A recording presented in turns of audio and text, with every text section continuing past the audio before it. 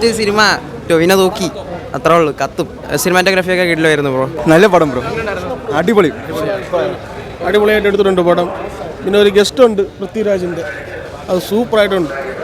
എന്തായാലും ഈ വിഷു സഖാവ് കൃഷ്ണപിള്ള തൂക്കിയിട്ടുണ്ട്. ലാൽസല എൻട്രി ഇല്ല, പക്ഷേ ബാക്ക്ഗ്രൗണ്ട് മ്യൂസിക് സൂപ്പറായിട്ടുണ്ട്. എന്താ കത്തിച്ചെടുത്തിട്ടുണ്ട് പടം. കമ്മ്യൂണിസ്റ്റുകാരെ ഇത്തിരി ബൂസ്റ്റ് ചെയ്തെടുത്തിട്ടുണ്ട്. ഞാനൊരു കമ്മ്യൂണിസ്റ്റുകാരനാണ്. കമ്മ്യൂണിസ്റ്റുകാർക്ക് തിളയ്ക്കും, ബാക്കിയുള്ളവർക്ക് ഇത്തിരി ചൊറിയായിട്ടൊക്കെ തോന്നും. അടിപൊളി, നല്ല ആക്ഷൻ, നല്ല ടോവിനോ അടിപൊളി, പൃഥ്വിരാജ് പൊളി, ഒരു രക്ഷയില്ല. ബ്രോ കൊള്ളാം, എന്നിട്ട് അടിപൊളി മൂവിയായിരുന്നു. ഞാൻ അങ്ങനെ ടോവിനോട് ഒരുപാട് പടങ്ങൾ ഞാൻ കണ്ടിട്ടില്ല, പക്ഷേ ഞാൻ ആക്ച്വലി കാണണമെന്ന് പറഞ്ഞ് വന്ന് തന്നെയാണ്. കൊള്ളാം, അടിപൊളി പടം, എനിക്ക് ഭയങ്കരമായിട്ട് ഇഷ്ടപ്പെട്ടു. എന്താ തന്നെ ഒരു പഴയ കാലത്തെ ഒരു പടമാണ് കാണിക്കുന്നത്, ഒരു പീരിയോഡിക് ടൈം. എനിക്ക് അടിപൊളിയാണ്, മേക്കിംഗ് അടിപൊളിയാണ്, ഫൈറ്റൊക്കെ എനിക്ക് ഭയങ്കര ഇഷ്ടപ്പെട്ടു. ആക്ച്വലി സ്റ്റണ്ടൊക്കെ ഭയങ്കര അടിപൊളിയാണ് കേട്ടോ. എൻട്രിയൊക്കെ കൊള്ളായിരുന്നു, നൈസായിരുന്നു, എനിക്ക് ഭയങ്കര ഇഷ്ടപ്പെട്ടു. കൊള്ളാം, നല്ല സിനിമ, അടിപൊളിയായിരുന്നു. എൻട്രിയൊക്കെ കൊള്ളായിരുന്നു. പിന്നെ ഇതിന് സെക്കൻഡ് പാർട്ട് ഉണ്ടെങ്കിൽ അത് കാണാൻ വേണ്ടി വെയിറ്റിംഗ് ആണ്.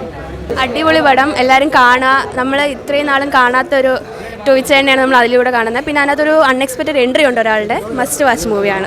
സിനിമ സൂപ്പർ, അടിപൊളി. ടൊവിനോ എന്ത് പറയാനായിട്ട്, ടൊവിനോയുടെ നല്ല സിനിമകളിലേക്ക് ഇതും കൂടെ ജോയിൻ്റ് ആവും എന്നുള്ളതാണ്. നന്നായിട്ടുണ്ട്. നമ്മുടെ പൃഥ്വിരാജ് ഒരു നെഗറ്റീവ് റോളിലാണ് വന്നിട്ടുള്ളത്, പക്ഷേ നെഗറ്റീവ് റോളിലാണെങ്കിലും അടിപൊളി, രണ്ടുപേരും ഒന്നിനൊന്ന് മിച്ചം. പിന്നെ പക്ഷേ ഇപ്പോൾ ഒരു സംശയമുണ്ട്, ഇതിൻ്റെ ഒരു പാർട്ട് 2 വരുമോ എന്നുള്ളൊരു സംശയം. അറിയില്ല, പൊളിറ്റിക്സും പറയുന്നുണ്ട്. അപ്പോൾ പൊളിറ്റിക്സിൻ്റെ ആ ഒരു ഇത് അതിനോട് ജോയിൻ്റ് ആവുന്നില്ല, പക്ഷെ അല്ലാതെ സൂപ്പർ, നന്നായിട്ടുണ്ട്, നല്ല സിനിമ. ഇപ്പോൾ സംവിധാനമൊക്കെ നന്നായിട്ടുണ്ട്, എല്ലാം ഓവറോൾ സിനിമ നല്ല സൂപ്പറാണ്.